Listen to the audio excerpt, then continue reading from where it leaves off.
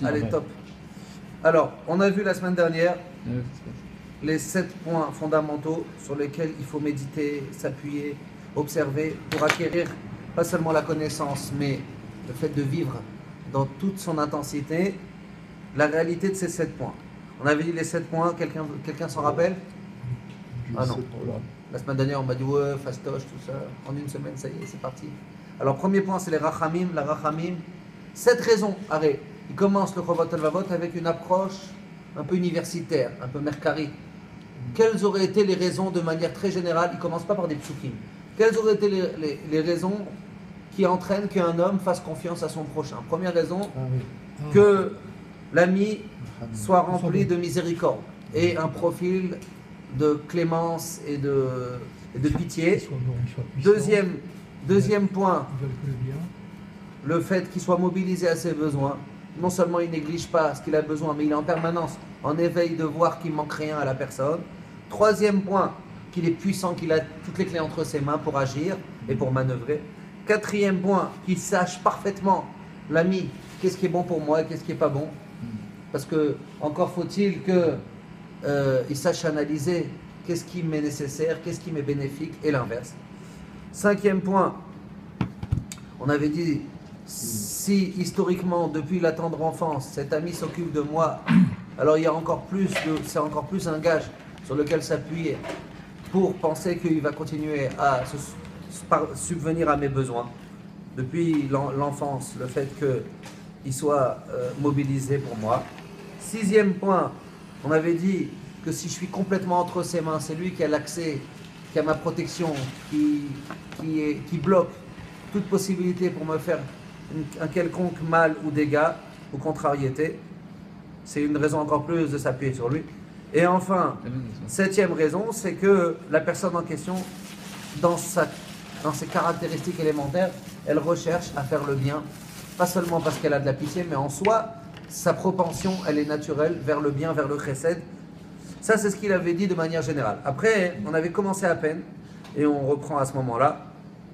Il dit le Rav, Ka'asher Narkor, quand on va enquêter, et Tselmi, chez qui on peut trouver ensemble ces 7 conditions réunies, Idbarer, il va être clarifié, il va être prouvé. Chez l'onim tsaotam, qu'on ne les trouverait pas ensemble de manière absolue chez les hommes. On ne peut pas trouver les 7 qualités ensemble chez les hommes. Et l'exclusivité de ces 7 qualités, elles sont seulement chez Hachem. Et pas seulement les 5 dernières, c'est évident qu'elles sont seulement chez Hachem. Les 5 dernières, la force, le fait de savoir vraiment ce qui est pour notre bien, le fait de s'occuper de nous depuis la tendre enfance, le fait d'être complètement entre les mains d'Hachem, qui est une protection absolue, personne ne peut toucher ou entraver quelque chose qui devait nous arriver, ou le fait qu'il y ait de la vraie chesed, du vrai chesed, la vraie bonté infinie. Ça, c'est évident que c'est seulement Hachem, mais même les 2 premiers points qui peuvent se trouver chez les hommes, comme la miséricorde et le fait d'être mobilisé, malgré tout ça aussi, comme il va le prouver, ça ne se trouve que chez Akadosh Baruch Hu pour de bon. Chez Umerachem al Briotav, alors là maintenant, il va commencer à confronter des sources pour prouver, pour réunir ces 7 qualités de manière exclusive que chez Akadosh Baruch Hu. Alors, la pitié, la miséricorde, la compassion, c'est écrit tous les jours, on le dit 3 fois par jour, Rachum vechannun Hashem. Ou comme Shamar Hashem le Yona Hanavir, dans la Haftara de Yom Kippour de Mincha, vous connaissez cette magnifique Haftara de Yona, prophète Yona, sur la ville de Ninvé. Hashem, il lui dit, c'est possible que moi je ne vais pas avoir pitié de cette grande ville de Ninvé, Vani lo achus al Ninvé Aïr Agedola. Hashem lui demande sous forme d'interrogatif. Sous-entendu, c'est impossible que je laisse faire une telle tragédie, une telle catastrophe. Vani lo achus, et l'achus c'est un lachon de chus verachem alinu, chus chas al mamono. C'est une tournure dans la Gemara. Chas, c'est la notion d'avoir pitié, d'avoir compassion. Shen ubitalem mitanu, il ne ferme pas les yeux de ce qui nous arrive. Comme c'est écrit dans Tehillim aussi, tout le monde connaît ce Tehillim. Ine lo yanum velo ishan, Shomer Israël. Donc on voit qu'il est concerné, il est engagé, c'est le deuxième point. Sheu chacham veyodea ma'u be'emet letovatenu, il est intelligent et il sait parfaitement ce qui est bien pour nous. Et personne ne peut le gagner, ça c'est le point 3 et le point 4 ensemble. Le 3, c'est la force. 4, c'est le fait de savoir ce qui est bien pour nous. Comment chez Katouv, Chacham Leva ve'amitz koach dans Iyov. Mi iksha elav ve'yishlam. Qui va pouvoir s'opposer à lui? Personne ne peut la gagner, personne ne l'a jamais gagné. Ceux qui ont essayé, ça leur a été fatal. Veneemar, lecha Hashem agedula, c'est à toi Hashem la grandeur, ve'agvura et l'héroïsme, ve'atiferet et la gloire, ve'anetzach l'éternité, et aod, comment on traduit Od, on a déjà parlé de ça, splendeur, chazak. Donc toi, quand on dit c'est à toi de manière exclusive. Donc tout ça, le point 3, le point 4, c'est des psukim à la pluie pour démontrer que ça fait partie des caractéristiques d'Akadosh Baruch Hu.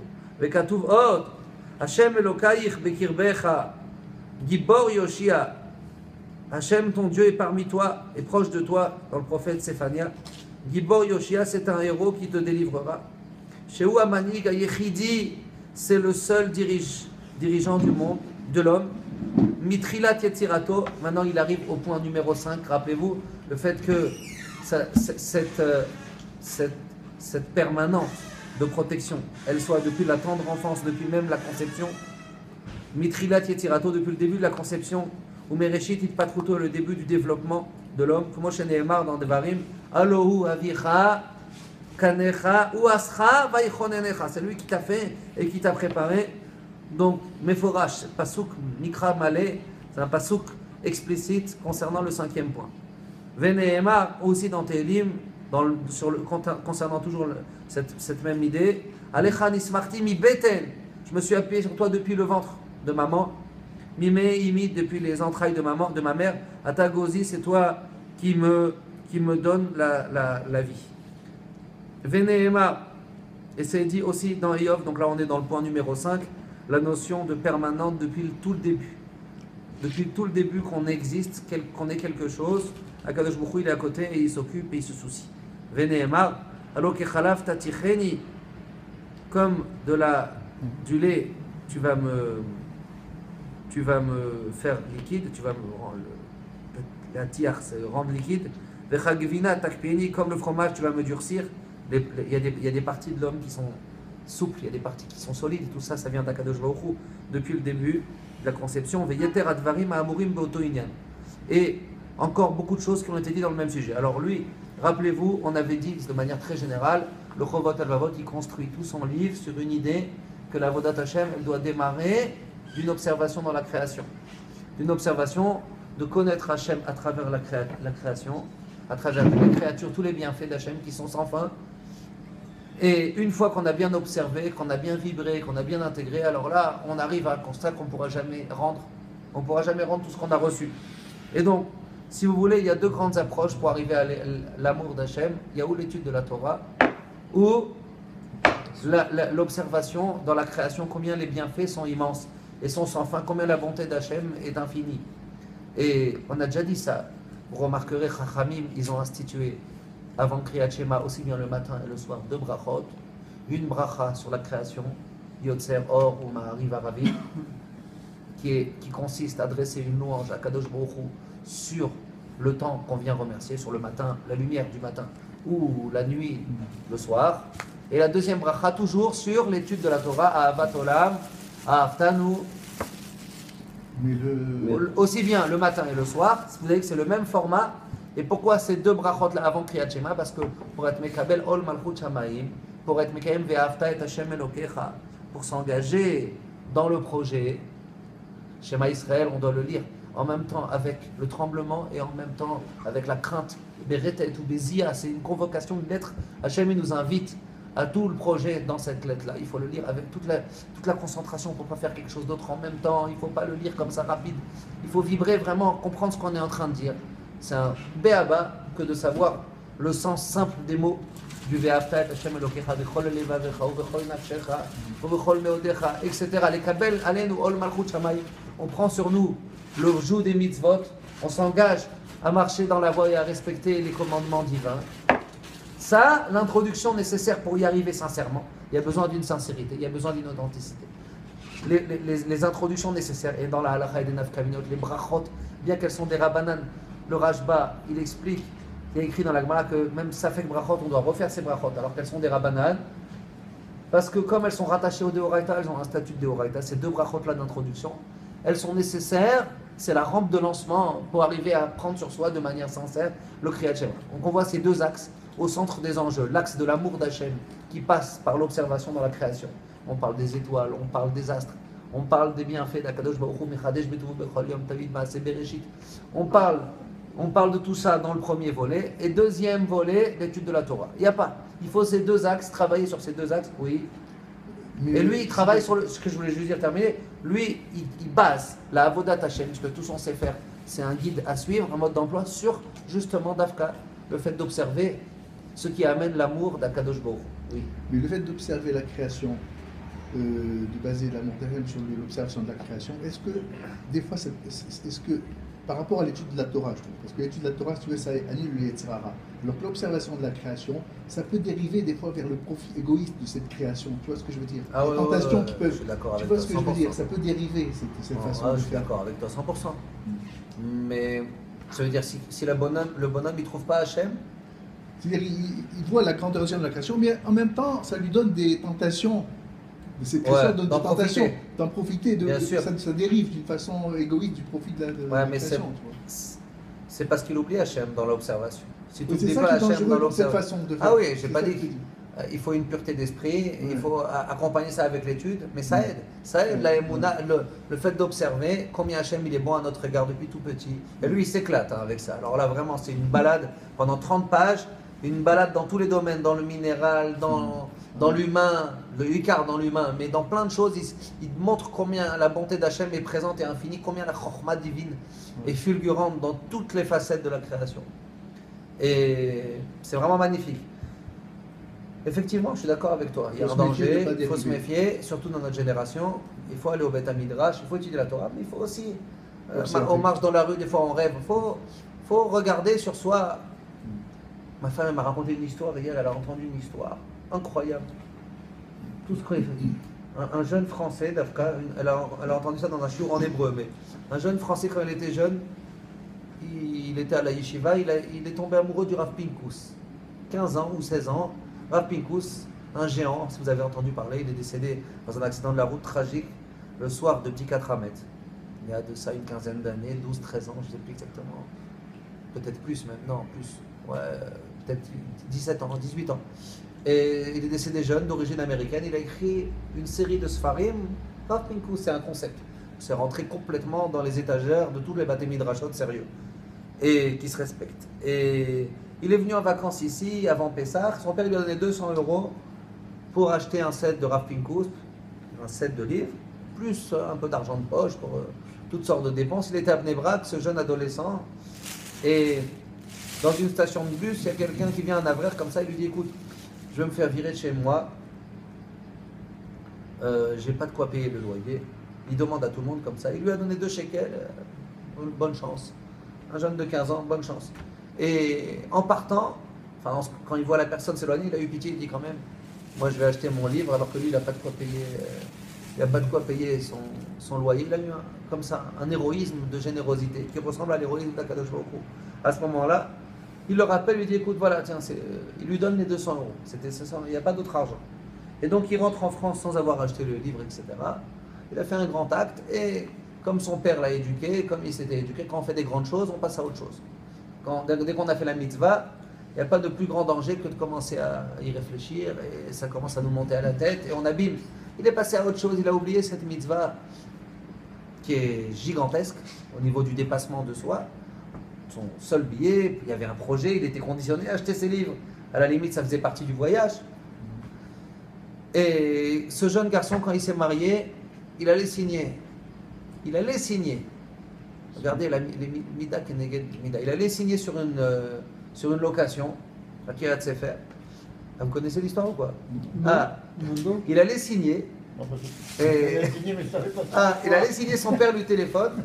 Il lui dit, t'as signé? Il dit, non, mais je suis en train, je suis avec la location. Non, ne signe pas. Il y a telle maison de tel tonton qui est libre pour 1 an. Il a dit qu'il te l'offre pour 1 an. Tu peux vivre dedans pendant 1 an sans location. Donc déjà, il reçoit 1 an au pied de la signature. 1 an après, Baruch Hashem, ils ont réussi à avoir la base pour s'engager sur une maison. avec un prêt.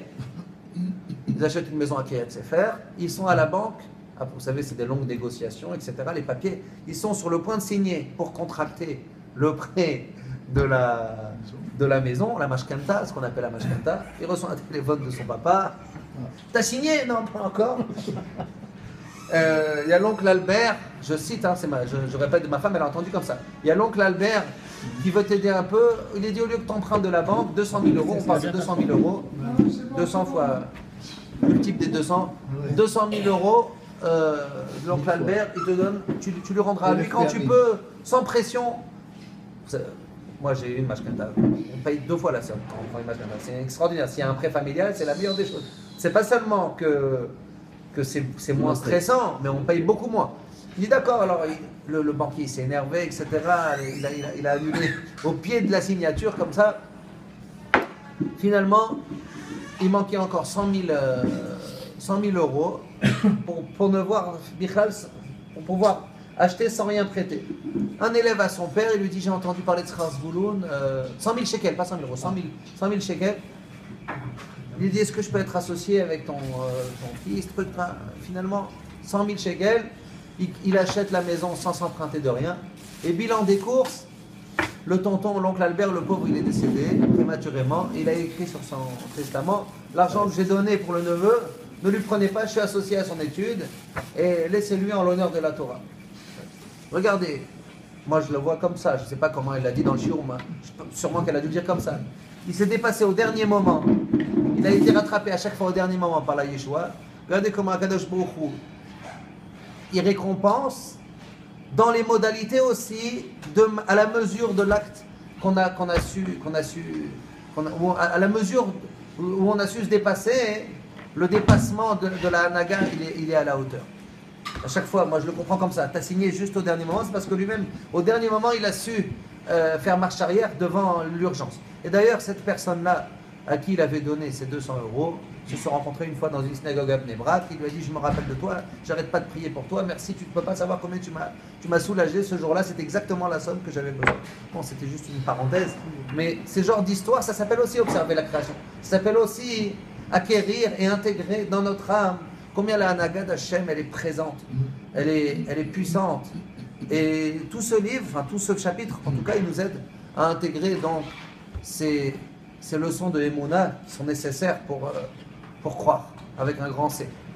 Et qu'est-ce qu'on disait? Donc on disait qu'avant le Kriyat Shema, il y avait ces deux brachot. Il y a une troisième chose qui amène l'amour. Vous savez ce qui amène l'amour? À part le fait d'observer et le fait d'étudier, il y a une troisième chose qui amène l'amour, c'est le fait de s'investir.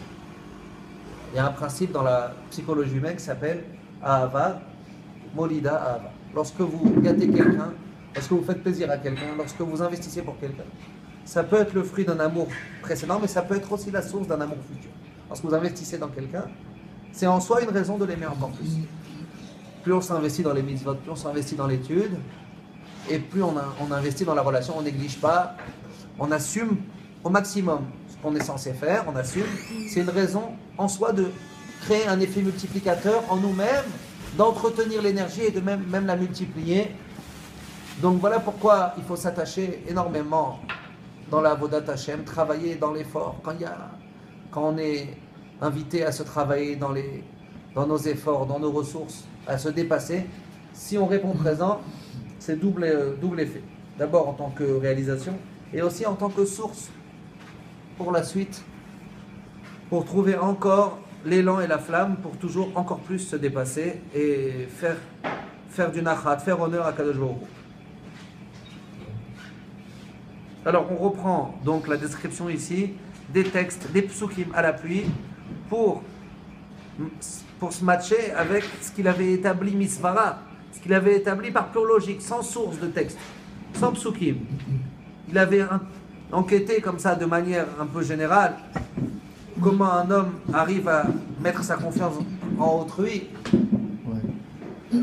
Alors, pardon? Confiance, j'ai dit, ouais. Alors, ensuite, le 6e point, on avait dit que le bienfait ou le dégât à l'inverse d'un homme sont pas dans le domaine d'aucun autre homme. Sous-entendu, aucun homme peut faire du mal à l'autre, si ce n'est que c'est validé en haut. Kim beyadaborid barach levado, seulement et de manière exclusive si c'est dans la main, sous le contrôle d'Akadosh Baruch Hu, que Moshe Nehemar dans Echa, Mise Amar Vatei Hashem Lotziva, qui c'est qui a dit quelque chose et ça s'est passé sans que Hashem le commande et l'ordonne. Mi pi Elion Lotetse Araot Veatov. Venehemar aussi dans Ishaïa la même chose. Kol Abasar Chatzir, toute la chair, elle est comme Chatzir, c'est comme une plante qui sèche très rapidement. Kol Abasar Chatzir, Vechol Chasdo Ketzitz Asadeh. Et par contre, tous les bienfaits d'Hachem sont comme des fleurs qui sont amenées à se sécher. Yavesh, Chatzir, Navel, Tzitz, Udvar Elohenu, Yakum Leola. Par contre, la parole d'Hachem, la mitzvah, elle est éternelle. Venehemar, Achen, Chatzir, Aham, vraiment le peuple est comme cette plante qui se fane très facilement. Gvar Berarnu Davar De Hatzorech, on a déjà développé et clarifié de manière suffisante au 8e Perek de Avodat HaElokim que les bienfaits d'Hachem englobent toute la création. Vechasdo makif et kulam, et ces bienfaits sont présents partout. Comme Moshe Nehemar, Tov Hashem lakol, verachamav al kol ma'asa. Il a pitié pour toutes ces créatures. Venehemar, noten lechem lechol basar. Il donne du pain à toute chair, qui le olam chasdo, car ces bienfaits sont sans cesse. Venehemar, potach et yadecha umasbia lechol chai ratzon. Tout ça, ce sont des psukim pour montrer donc combien Hachem est concerné. Vela mito shel davar, le dernier point, combien Hachem est bon et généreux. Et en vérité, il dit quelque chose de très fort pour terminer ici cette partie-là. La mito shel davar en tzorech berayot me psukim. Il n'y a pas besoin, en vrai, d'aller amener des preuves des textes. Qui a sechel levado.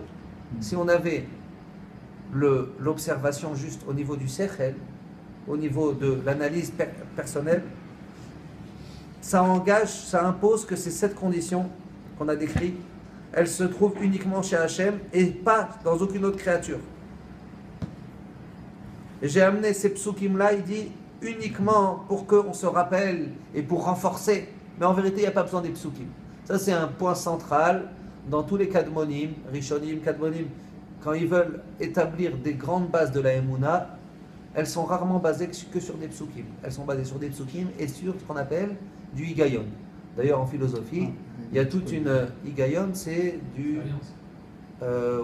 l'expérience, ou... je crois qu'on appelle ça les sciences de la logique. Ah, oui. Les sciences de la logique. Et...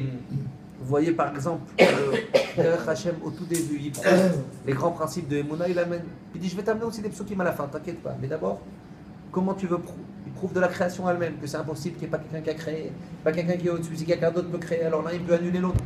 Que des preuves qui sont sans aucun texte, sans aucune révélation.